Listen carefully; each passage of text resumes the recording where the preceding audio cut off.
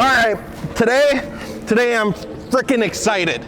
You know why? Because we're talking about bratwurst. We're talking about sauerkraut.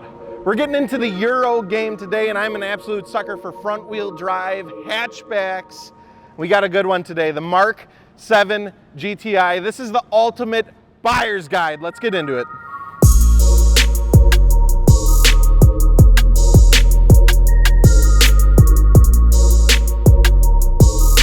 So today we're looking at Sterling's 2016 Volkswagen GTI SE. He has a bunch of fun mods done to this thing, like RS7 plugs, Megan Racing catless downpipe, Rev 9 catback exhaust, which sounds amazing. You're gonna hear that soon.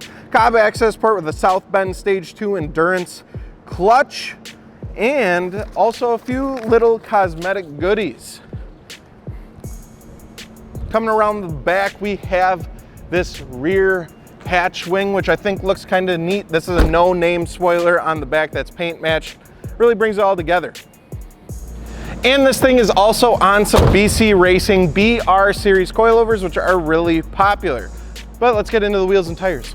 So coming down here, we have the Aodhan AHX on 18 by 8.5 plus 35 square setup on some Firehawk Indy 500s. Those are 225/40. This is a really good setup for the price and very common on these Volkswagens. So what you're gonna see here is a 5x112 bolt pattern, which is really common for Euro cars. So that's good news. There's a lot of wheels out there like Rotiform, Artisa wheels, BBS, all that kind of stuff. You're gonna be set to go. Now my biggest pet peeve with that is the lug bolts. That is the dumbest design, absolutely terrible, and you're gonna wanna pick up a lug stud conversion, which is like $100, but trust me, it's just gonna make your life easier, because when you're taking on and off the wheels and you replace them, it is such a pain in the ass to put them up and try and hold it and try and screw it in.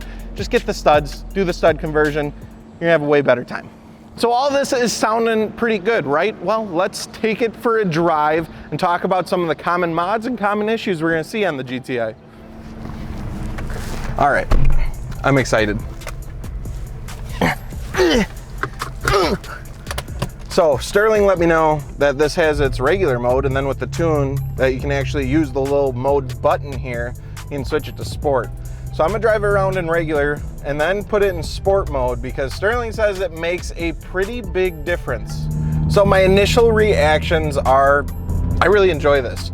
Front wheel drive hatchbacks, I feel at home. I mean, that's a personal opinion. And I'm gonna be heavily comparing this to the Focus ST, because back in the past I used to have an ST, and I feel like these are definitely, you know, that's its head-to-head competitor. The interior on the GTI definitely nicer than the Focus ST. I'll say that right out the gate. The ST does come with leather Recaros, but these leather seats that the GTI has are really bolstered and just feel good, comfy. They look good. It just feels like a higher end car than what you're getting for the price range. And I think Euro cars do just a phenomenal job of that. Some common mods you're gonna see on these now, again, it's a front wheel drive, turbocharged hatchback, so you're just gonna be getting your bolt-ons and tune for the most part.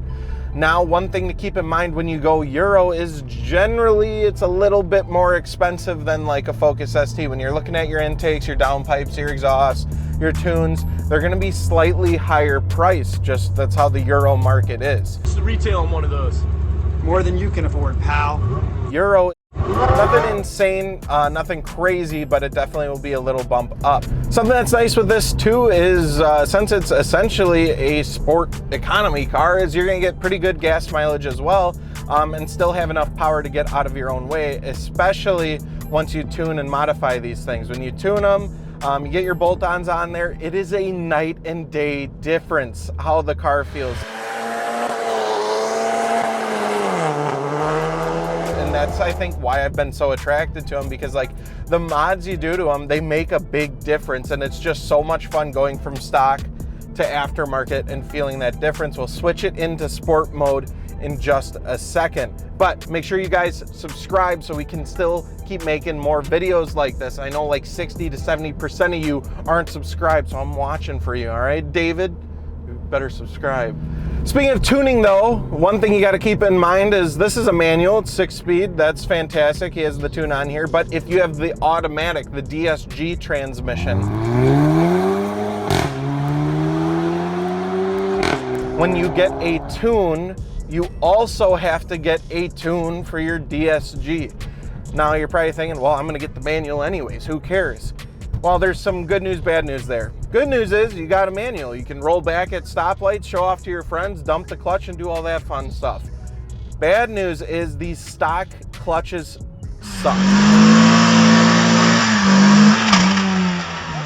You're gonna have to replace it. Any type of power, it's not having it, dude. It's just not having it. It's similar, we reviewed the Honda Civic Si. Again, that factory clutch, no good.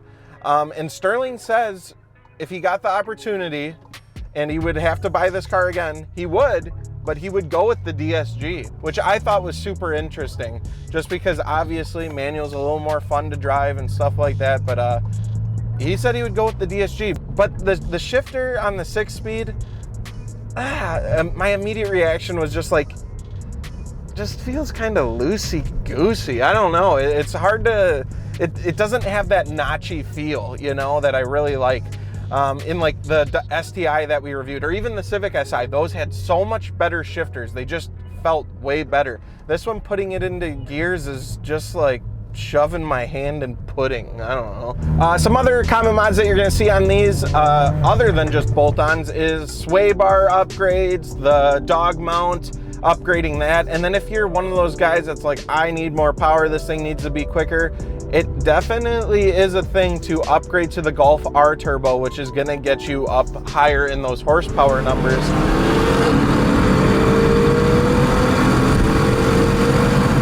And isn't that crazy, you know, to do? It's not that hard. All right, I'm bored. We gotta switch it. I'm pressing the mode button, going on the screen, switching over to sport mode. And then obviously I'm gonna roll down the windows a little bit because I want you guys to be able to hear what I'm hearing. He says it makes a big difference. We'll see if it does. Let's downshift here. And then since... All right, I'm gonna give it a little bit.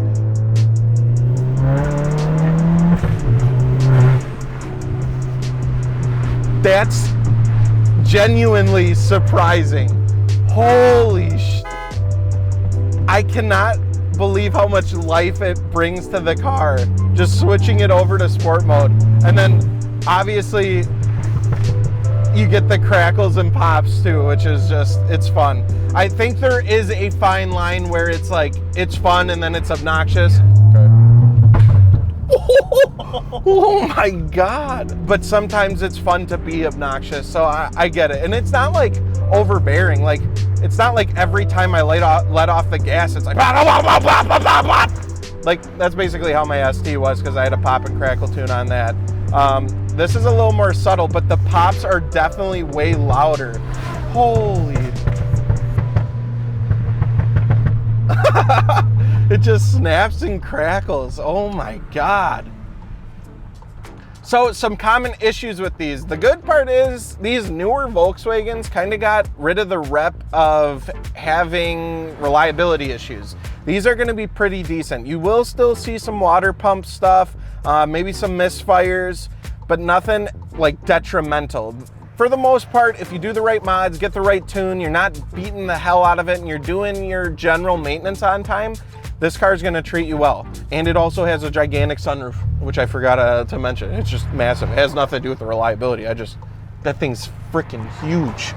Jesus. All right, now I wanna get on it a little bit more again because that was really fun.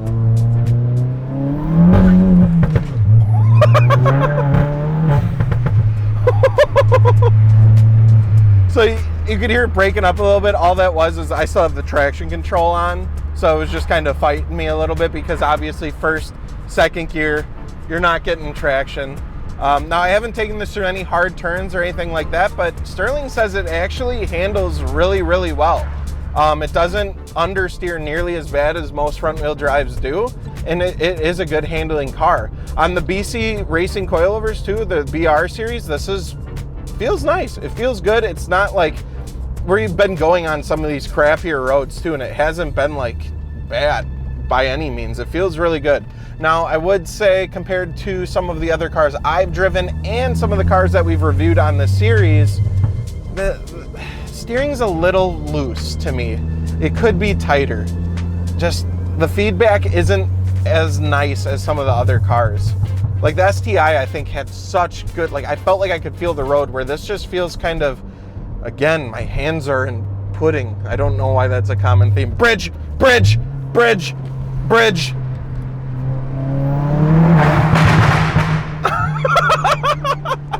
Oh my God, that is so ridiculous.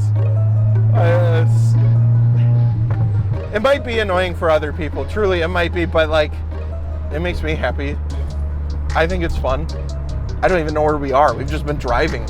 We're freaking lost, but I'm having a good time, and I think that says a ton about the car itself. Now, if you're deciding between a Mini Cooper or a Focus ST or any of those other front-wheel drive hatchbacks, there's only so much I can tell you. You're gonna have to get out and test drive them and really see what fits your needs.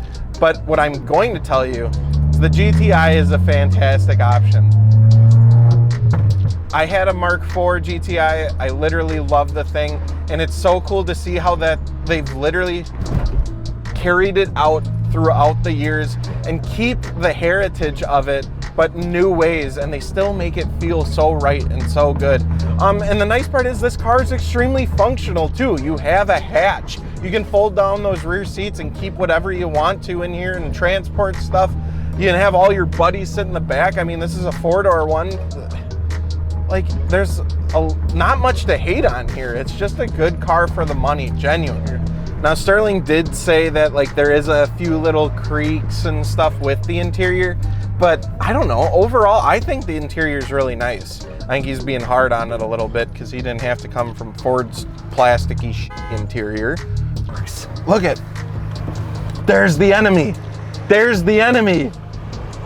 Right there, that big yellow. Look at that. Look at that big bird looking ass. Let's go get him.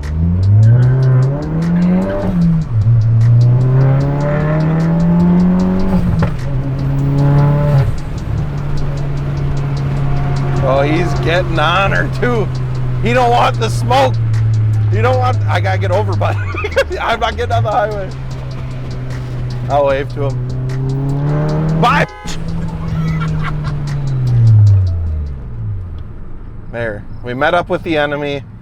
I waved. I don't know if I got a wave back. Oh!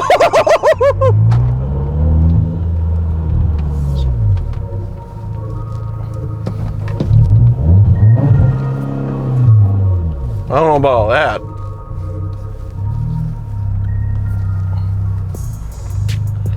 Ready for this park job, baby? Right there. Oh, Sean wants me to rev it, so I guess I'm gonna rev it before I get up. Oh my God! That is insane. That is just nuts. So, that is the ultimate buyer's guide review. And if you want my opinion on it, just tried to steal my lanyard, so now I'm gonna deduct some points. But honestly, I think this is an absolutely fantastic car. If you want to get into a tuner car, a Euro car, something you can throw some mods at and see direct feedback, this is fantastic. It's right in that sweet price point where it's not crazy expensive, but it's a decent price that you can hop into if you can get a decent auto loan, but that's not for me to decide. My biggest thing is go test drive one, see if you like the interior, compare it to a few other cars too, and then if it checks all your boxes, hop into it, because I had the time of my life driving this thing. I think it's so much damn fun. Even with the cracks and pops, I think it's just ridiculous and a good time. But let me know in the comments what you guys think, and all the wheels, tires, and suspension mentioned in this episode, or if you have a Mark 7 GTI and need some, fitmentindustries.com. Peace. I don't even say peace. Why'd I say peace? That's Sean's thing. And Alex, weirdos.